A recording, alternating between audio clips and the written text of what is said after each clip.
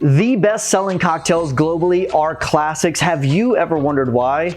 I'm going to talk about it today. We're going to talk about one of the originals, the Old Fashioned. I'm Chris Adams, and you're in the mix.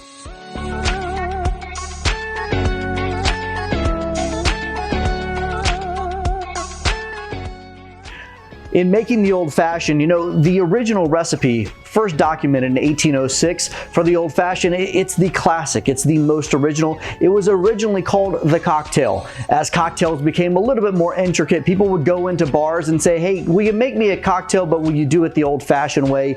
Hence the name Old Fashioned. Over time, there was a lot of variations to the Old Fashioned that got thrown into play. You see cherries being muddled in along with oranges and sugar cubes being muddled. Today, we're actually going to make the 1806 version, which says there's really only 4 ingredients: your base spirit, sugar, water, and bitters. For the sugar and the water, we're actually going to combine the two, and you have a couple of options. You use either simple syrup, which is a 1-to-1 ratio of white granulated sugar and water, or a Demerara syrup, which is your sugar in the raw, and water, typically a 2-to-1 ratio on that. Sometimes it pulls out just a little bit more of those caramel notes. Of course, I'm going to measure this cocktail because we want perfection and consistency every single time. It's going into a mixing beaker so we can make sure that we're stirring this cocktail, giving us just enough dilution and chill to this drink to make it perfectly palatable for the guest. We're going to add in our Angostura bitters. It's the classic aromatic bitters, a nice 3 dashes going in. And then we're finishing it off with a beautiful whiskey. Today I'm actually going with Knob Creek Rye. Going with a Rye Whiskey actually gives it a little bit more spice. Notice as well, this is also 100 proof, which means it's got a little more kick to it. This combined with the sugar notes, the bitters, to me makes one of the most balanced, perfect Old Fashions you could possibly get. So I'm going to measure out a couple of ounces of my Knob Creek Rye into my mixing beaker. At this point, it's time to add the ice. Notice too that I'm adding ice at the end and not at the beginning. By adding it at the end, I can control the dilution rate rather than letting it dilute on its own. We're gonna add some ice in to our mixing beaker here.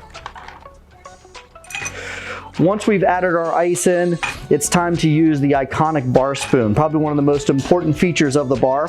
We've got our bar spoon, we're gonna hold it the proper way. We wanna make sure that we're keeping the bar on the outside. It's nice and fluid, the ice isn't jumping around. We're getting the perfect dilution. Just enough chill in this cocktail is exactly what you want to make sure it's balanced for your guests. Once I've got that stirred, we're gonna put fresh ice into the glass that we're serving it in.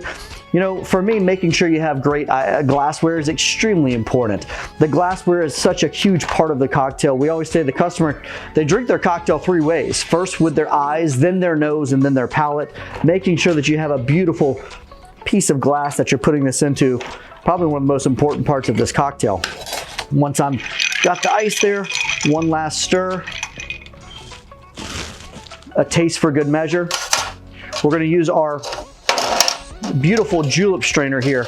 Julep strainer used for a stirred cocktail. It's different than the Hawthorne that has the springs on the outside. This goes right over the top, gives me the ability to hold back the ice, pour all of my ingredients from this Old Fashioned right over top. I'm gonna finish this off with the peel of an orange. By having the peel of the orange, we call it a swath as well. I'm able to put it between my fingers. I'm gonna express the oils out over the top, holding the bottom around the rim, making sure that every single note from the nose to the palate is perfect for the guest. Give it a beautiful twist over the top. Place it on the side, and you have a classic 1806 Old Fashioned.